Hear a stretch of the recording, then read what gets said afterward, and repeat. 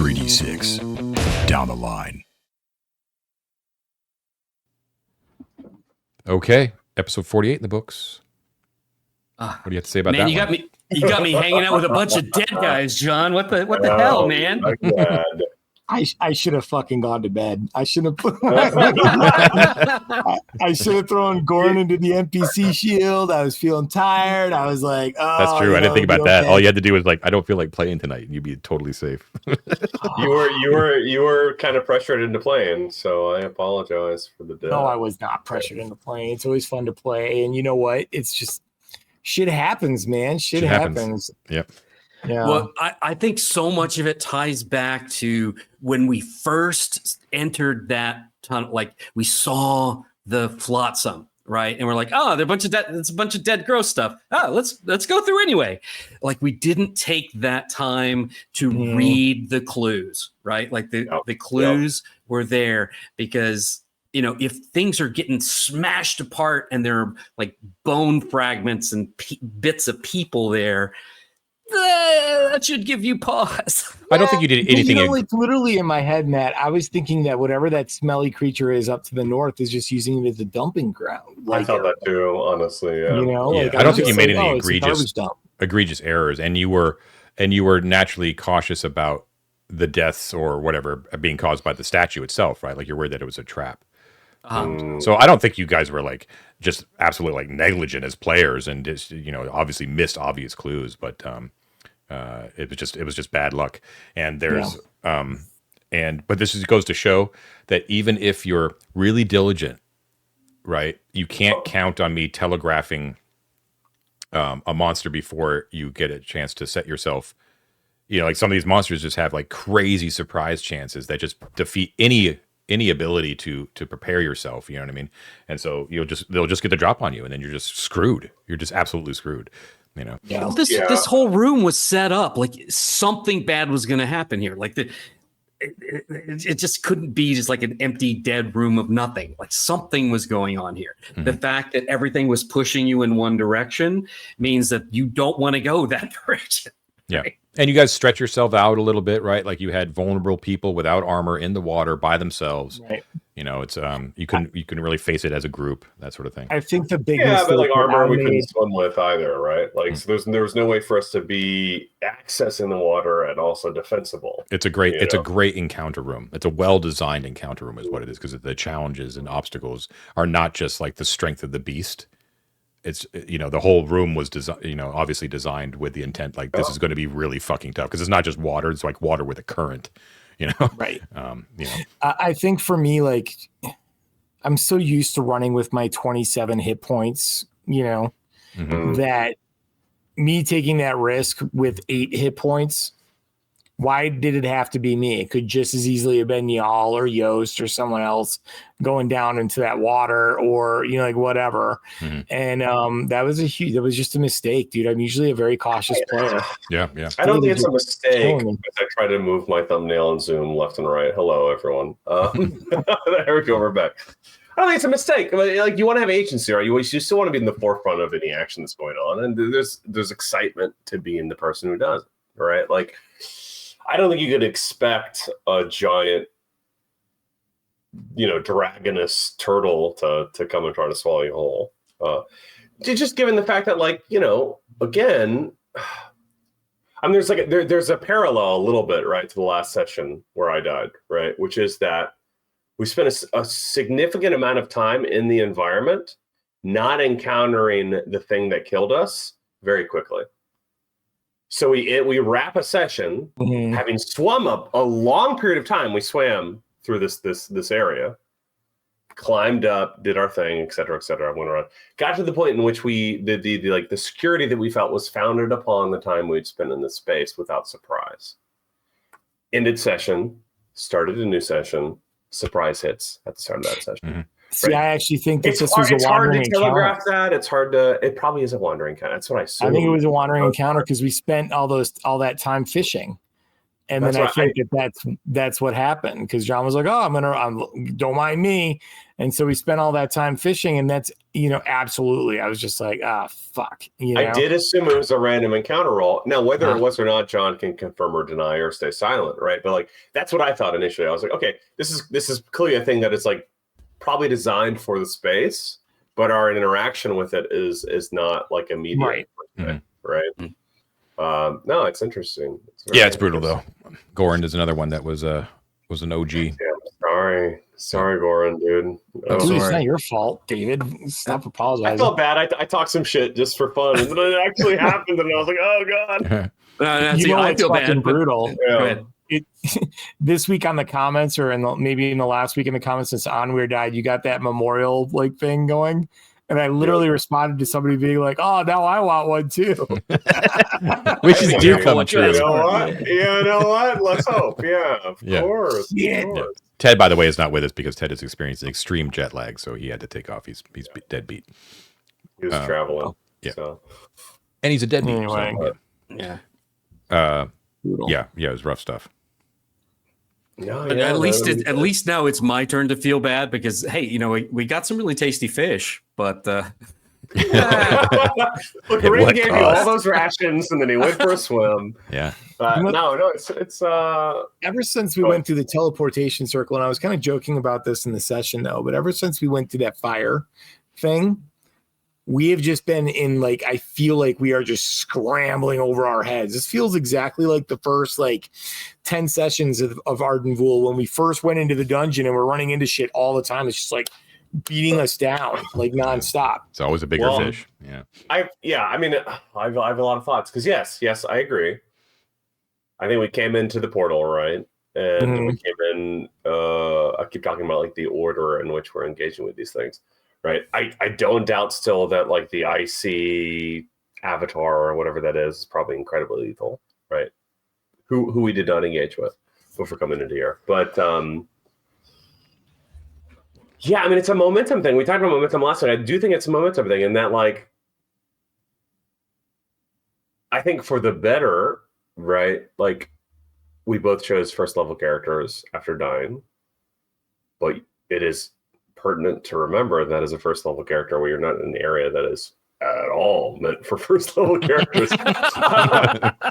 I say to myself as much as anyone else, right? And like including the like level, like the cavalier degree in which I'm willing to like jump in the water and swim back and check out the flotsam as a first level character, as if I'm not, right?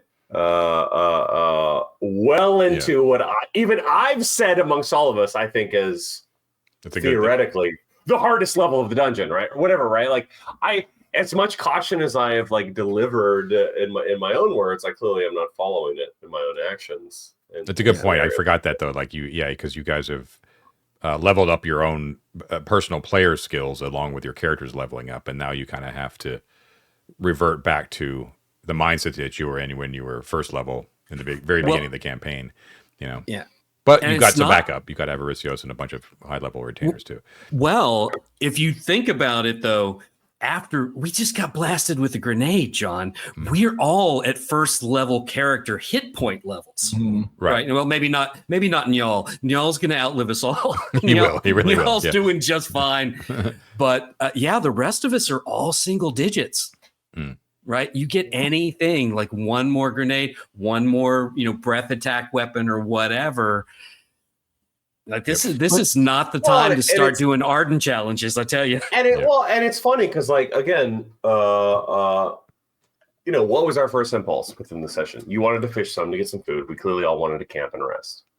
Within that, both Mike and I were like very cognizant of the time, and in our minds, not taking risks when we were like, well, why don't we utilize the time as best we can, right? Like, why don't we like match what Matt's doing and like do a little like surveying, right?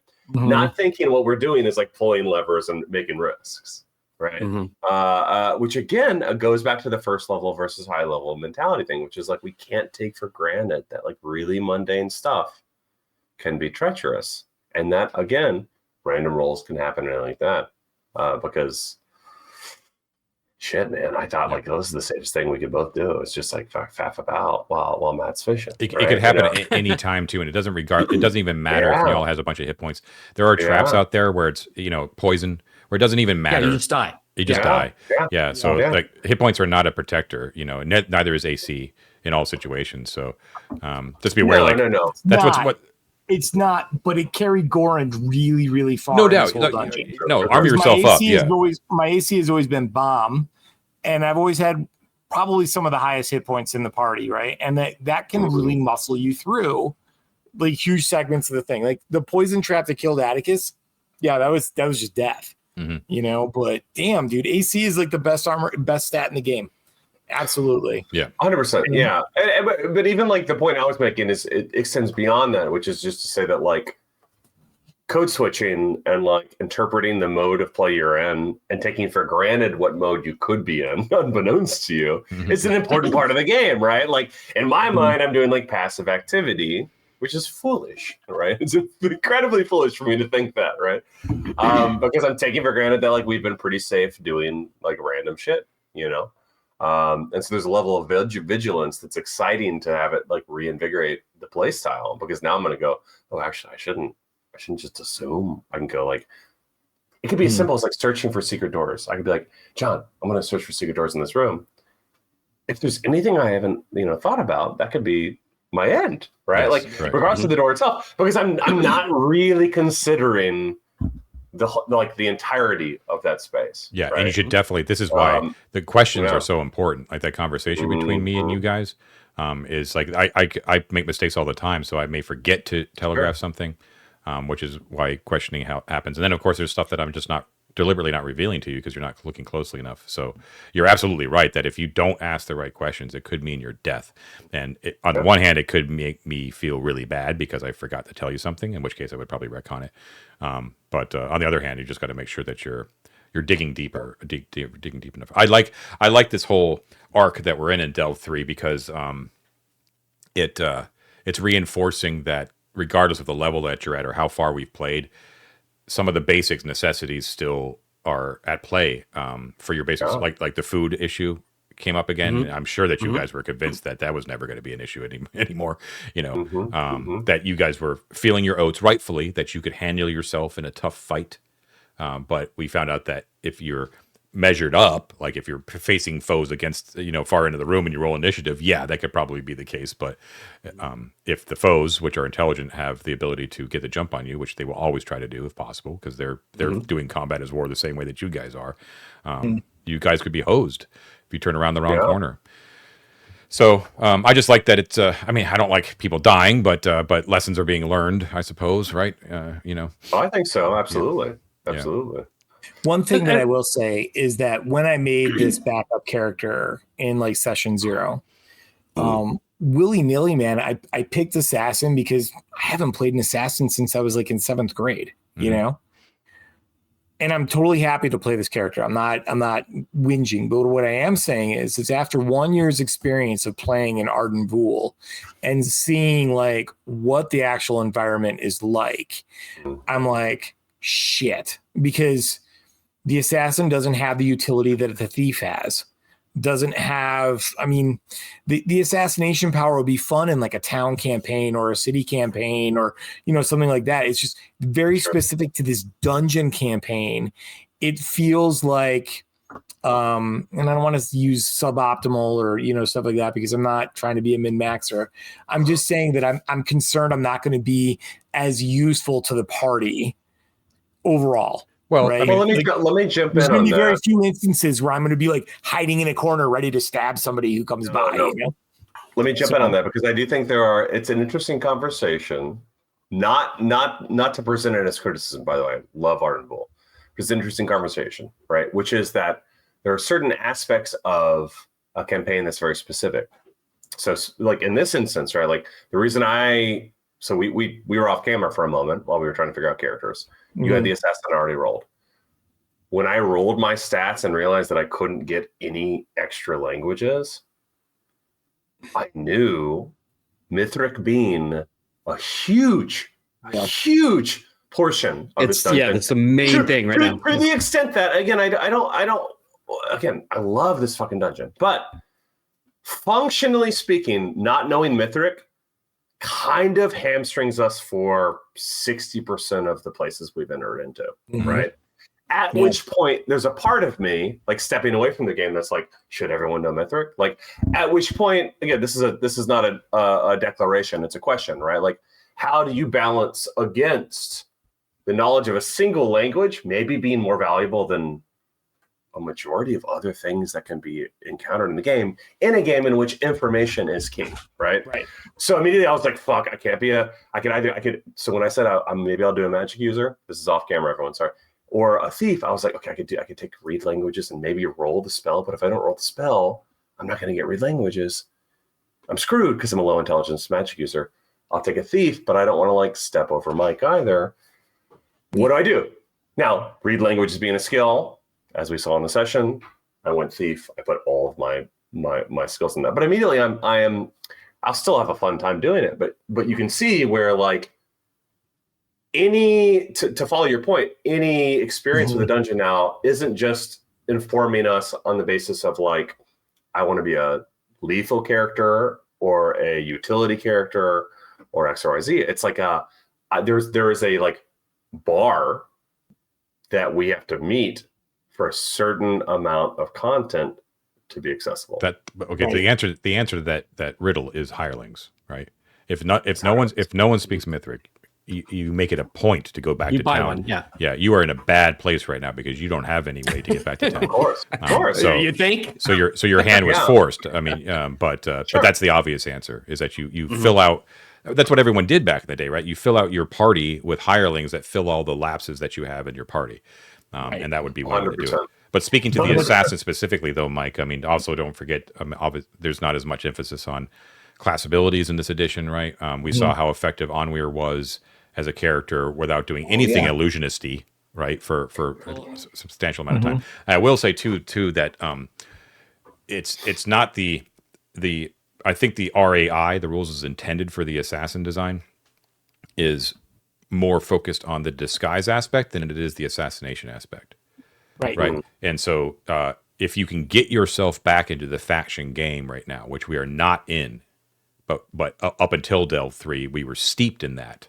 That disguise thing is going to take you so far if you use it in interesting ways, right? There's no cities or stuff like that to really explore and dive into, but because it's basically like it's like rule 101 for Mega Dungeon design is that if you're going to make a campaign a dungeon, which is what a Mega Dungeon is, that faction play must be one of the central tenets of it because otherwise, you are going to negate a whole bunch of class abilities and stuff like that. Yeah, because you have to accommodate for the fact that it is the campaign.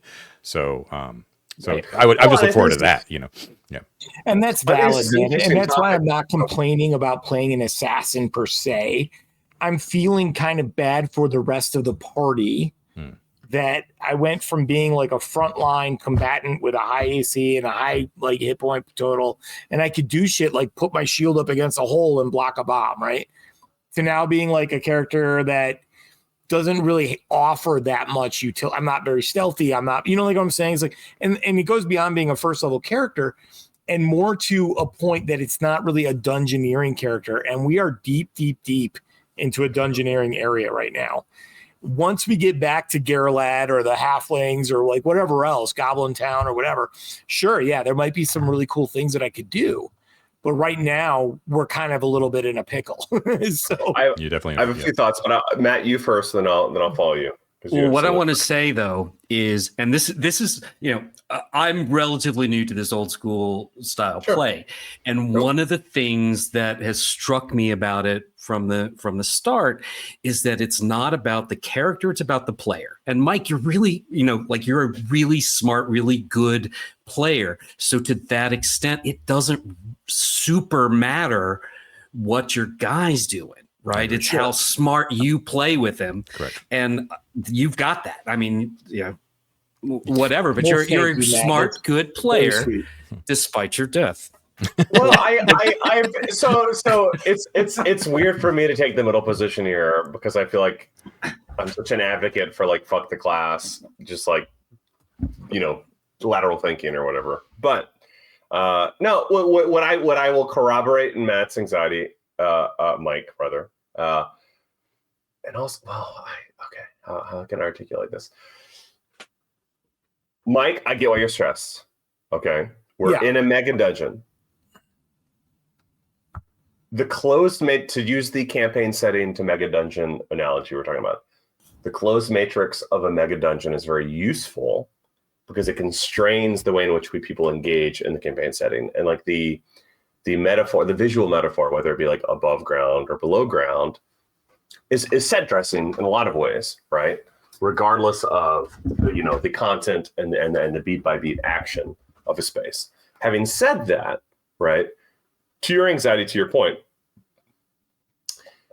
the lethality within that space, right, in a campaign setting, whether if we're above ground, right, if we're like in a world, which I think a mega dungeon is lower, right, because the beat by beat within a dungeon is designed to be lethal as much as it can, right? Yeah. So the idea that, for instance, like a skill, like a factional skill, a social skill, these things are useful, stays true regardless. However, the opportunity from point A to point B to engage with that skill, if the dungeon is universally lethal, right? If there isn't a rhythm of non-lethal to lethal, is far more sparse. Right? It's not as if you're going to from town A to town B and you have a random roll between the two, as you would in a like hex crawl, right? You are going from dungeon room A to B, C, D, E, F, G, H, I, J, K, missing maybe the turn you needed to make to the other safe space, and going to 1 through 20 there, and eventually, in a circumspect way, maybe you find it to another social encounter. Right, whether it be the halflings or whatever. That's exactly what I'm talking about. But the breadth between the two, we have to be honest about this. The breadth between the two is much larger and much less transparent. Right, much less transparent. So it is in a sense like a campaign setting, but at the same time, it is very much not a campaign setting because the risk versus the sort of like engagement is very different.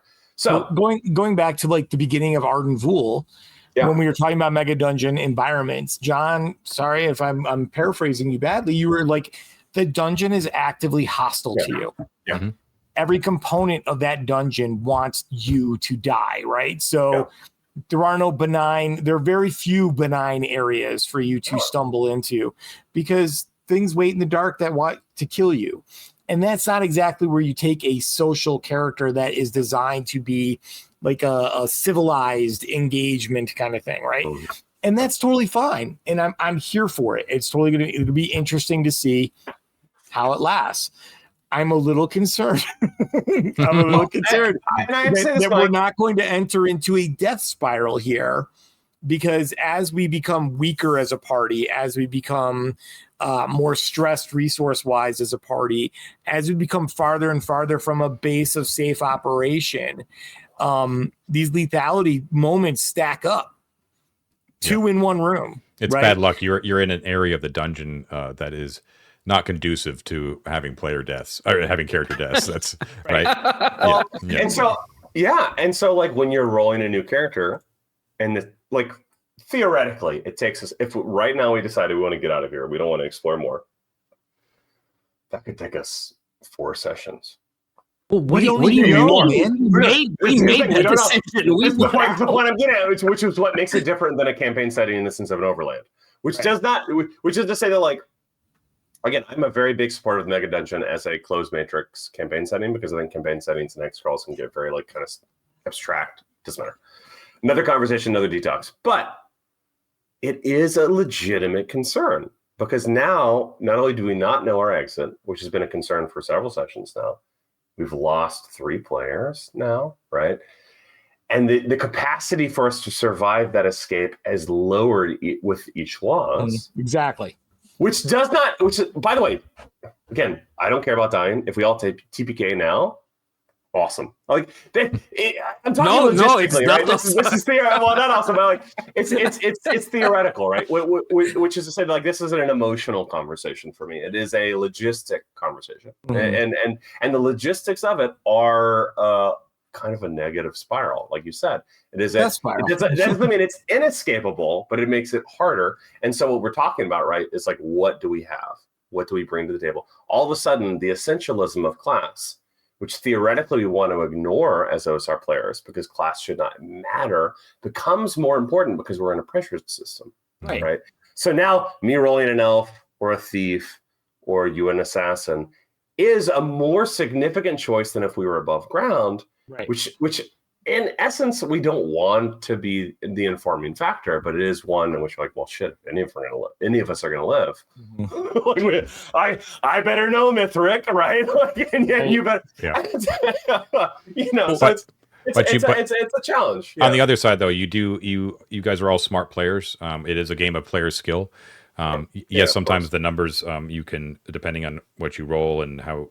You know what class abilities you have could be affected, but I'm just saying everyone has the baseline skills of being an adventurer, right? You can all try the same sort of shit. You all basically have the same 1 in 6 chance to do cool shit, right? And you have your own brains, and by and large, it's always been, at least in this campaign, your brains that have gotten you out of jams and into interesting situations, rather than anything that the dice have said or that your character sheets have said.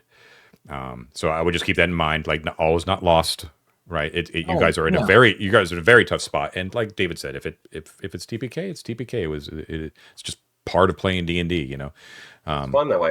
And to piggyback on you, John, like like not only have most of the interesting things we've done been like player intelligence, but I don't know. I mean, something to take pride in. Maybe like the amount of rolling we've done in general over the course of the campaign is pretty low. Yeah. Honestly, the amount of sessions we've had where we've just like talked it out is pretty exciting. And that's not from a lack of monsters. That's from you guys making good decisions. I mean, sure, a lot of it is like just me not hitting random encounters and stuff like that, like just not hitting it on the die. But those are designed to be low chance things that happen. Like usually they don't happen, right? But obviously the dungeon is stacked with danger, and you guys, there's been very little combat overall for 48 sessions. Relatively, as everyone, as you guys have remarked, and as the commenters have remarked, a lot of that is owed to you and your smart decisions. You know, retreating from combat, avoiding things, talking your way out. Right, it's all very smart play. That's a great thing to have. Like, now we've increased like the overall sneakiness of our party. Right, significantly. We have fewer. Not really, though, Matt. Not really. Not on a skill-based level. Not really. Because the other thing about it is now we've lost a lot of infravision for the party. Well, I was thinking about that too, because when the elf joined, right, I was the only guy without it, and now we only have one guy with it. Right. Which is interesting. And I think, I mean, I don't want to like, I don't want to proffer an option that is undercutting John, of course. But like Mike, if you don't want to play an assassin, it's not the end of the world to shift your class. David, I made the character over a year ago. I'm gonna play the character. It's totally fine. But it's not an ego thing, is what I'm saying. These are just the thoughts that are going through my head. And let's be realistic. My chances of getting to play another character fairly soon are pretty high. As we see, that's very true. Fair enough. Of course. I would say, these. I change my own decisions and house rules as things come up, and I would say too that for death, I still like the idea where you either play the backup character that you had, or you have to play a retainer at whatever I've designed them to be. But I would say that if you don't like your class, as long as you keep the scores, you could choose another class, right? Yeah. But the scores would have to remain the same. That's the whole key. Is like I can't make an excuse to. Yeah, I'm just gonna roll with this, man, because I mean, shit, it's gonna be fun. I'm looking forward to seeing it. I have like you. I haven't seen an assassin in play since I was a kid. when everyone wanted to play assassins because it's edge lord. It's a great name. Look, as long as you agree to kill Lady Alexia with me, then well, now help me again because you haven't seen since you were a kid. I've never seen what even does an assassin do? That's cool. I don't know. I mean, the main thing, Matt, is how thieves get backstabbed. Yeah. All right. An assassin basically gets a chance to do an attack on somebody and make them save versus death or die. Oh, okay. Yeah, that's cool. That's cool. That's pretty cool. but you pay for that. Cool. You pay for that by getting way less thief skills, right? And then you also get some disguise abilities, and you get some like proficiency with poisons and things like that. All of that is very, very cool. They do in this edition, and I was a little bit shocked. I was just rereading it now. It has to be a human or a demi-human. So I'm not assassinating the giant snapping turtle. Your victim. Okay. Yeah. Right. The victim has to be like a human or a demi-human, which in a dungeon capacity might be limiting. I mean, we never have encountered the beastmen, the Setites, the all these other factions that are out there. Everything has been monkeys. I don't know. Do monkeys count as humanoid? I don't know, John. Would you allow that? No, but you're thinking around the right track. So once again, the disguise and the assassination abilities, if you play them right, could come in huge for you whenever you're dealing with the factions. Yeah. Huge. Sneaking in and poisoning someone's entire water supply. Yeah. Yeah, the way it's designed in these editions are great because it's very much like the Hitman video games or Metal Gear Solid or something like that. Like it's all about preparation of a plan and then delivering on that plan, and then executing the plan. Like assassination is unlike, for instance, a thief backstab. The assassin's assassination ability is much more about setup and payoff. It's you don't do assassinations in the middle of combat, is what I'm saying. Right. You know what I mean? Like you have to set up the circumstances to execute the perfect kill, sort of thing, and that's like a little mini adventure in itself. I'm looking forward to it. It should be pretty cool. Can we send Mike off to go kill Eustace? Eustace, that's another. Come on, that's just a threat, just waiting there for you. Hey, you got assassinated once. Come on. Last thing before we go, you guys didn't remark upon it as much as I thought that you might, but I did give away a big secret just from introducing the two Kumus brothers about where they came from. Should give you a geographical pinpoint, right? Like it answers a big question that you guys were having, right? A couple of big questions. So you should kind of keep that stuff in mind. Yeah, it was amazing that you said that. I was very excited about it, and then I realized there was no getting back out that way because of the fucking turtle. So, the current particularly. The current, the breathing underwater. Although they were able to make their way down here without drowning. So we don't actually know how long the current is, Yeah, you were going with the current and being shot out. We don't know how long underwater we would have to be, I guess is my big point. Yeah. But we know we're at the base of the cliff. Yeah. So somewhere around in there. Sure. And the plunge pool. The plunge pool is somewhere very close. So you should discuss that, depending on what you want to do and try to end up, or where you anticipate possible exits to actually be. Because once again, you're thinking about, so you solved that mystery, right, where the water's coming from, right? You kind of know where you are in the grand space of the cliff and all that kind of stuff. But you still haven't answered the question. Like there was an active cult of normal human beings who were doing their thing and living their lives.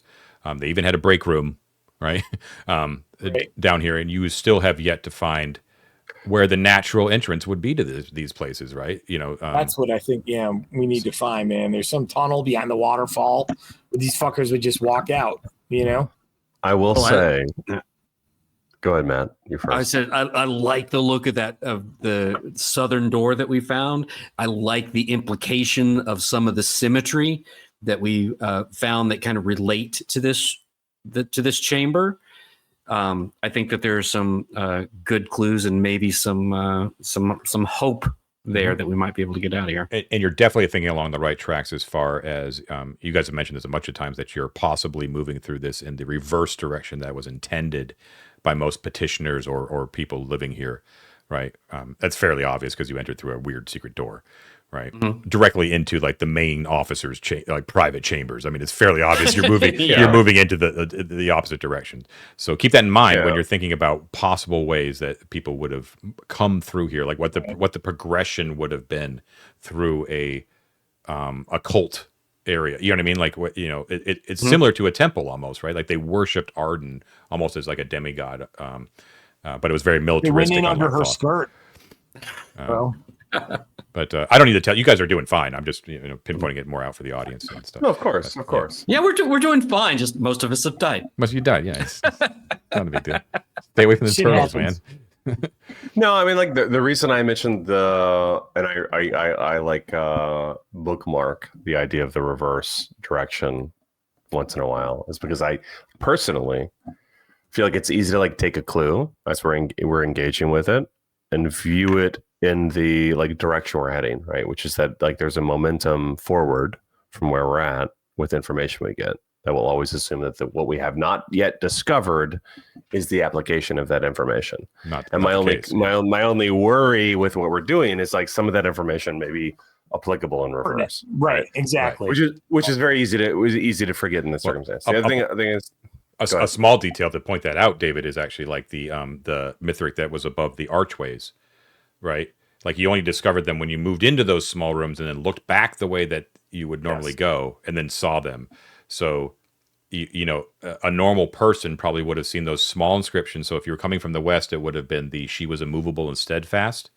Then you descend the stairs into the long chamber, and then you would see the pillars, and then you would see like the huge 2-foot tall inscription that says something. But you guys saw those inscriptions in reverse.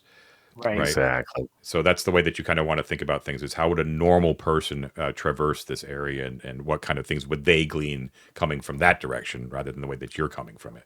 Which has been a big topic of our like Discord conversation, which is like trying to interpret the sort of like common man's usage, right? Prior to it being a dungeon in the way that we think of it is. Right. Yeah. We also, I mean, we'll have to do this in the next session, obviously, but look at the brain hole that we just came through. Look back at that, right? Like, is that going to be secret on this side as well? Good question. Or was this like some kind of like egress or something, Yeah, make a note of it so you don't forget. The only other thing I'll say, D&D players of all kinds, if there is water, it will take you the quickest shortcut in any dungeon design. I guarantee you. When we first started this campaign, I was like, I bet you just have to fucking jump in the lake, and we didn't, right? And I didn't, but like now I'm like, okay, all right. Well, you know what? We should have fucking gone into the fucking pond. So we could have been eaten by turtles. several. You remember incandescent grottos, though, David? To your point, that's what I thought he was talking about. Well, I mean, it's a reference to that, but it is in. You know what I think it is, and I say this with love. I think it's too alluring as designers not to like have quick shortcuts, and which isn't to say that this is that per se, but right, like you want to like have ways in which you're like, oh, but you could have. Oh, because it's an exciting experience to like experience in reverse, and 99.9999% of people will experience it after the fact. But like the 0.0001% of people who do go like, well, what if I swim in the pool as my level 1 guy and don't drown? We'll like end up in a place. That's the thing. And we'll probably still die there like we have, right? They'll get eaten by the turtle, to use this example, right? But as players, they'll be like, holy shit, what did I discover? And it's such a like profound experience as like, oh, it's great fantasy gamer that to resist doing that as a designer is like almost impossible. So why would you resist it? It's a cornerstone of Jaquang Dungeons is doing that kind of stuff. Yes. Yeah. I llove that that's the case. I love that's the case. Yeah, I get psyched every time you guys find a secret door because I'm like, oh shit, things are about to take a turn. Oh yeah, baby. It's good stuff. All right, I got to get to it. I got to get to bed. Yes. All right. It's been fun, guys.